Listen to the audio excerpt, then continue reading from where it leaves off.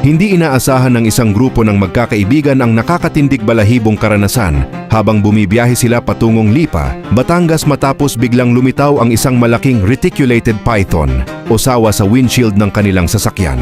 Sa viral video na ibinahagi online, makikita ang higanting sawa na nakakapit sa harapang bahagi ng sasakyan habang patuloy silang bumibiyahe.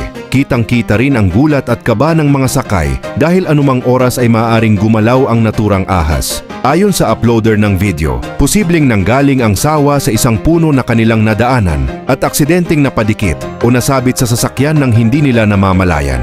Dahil dito, maraming netizens ang namangha at kinilabutan sa kakaibang pangyayari.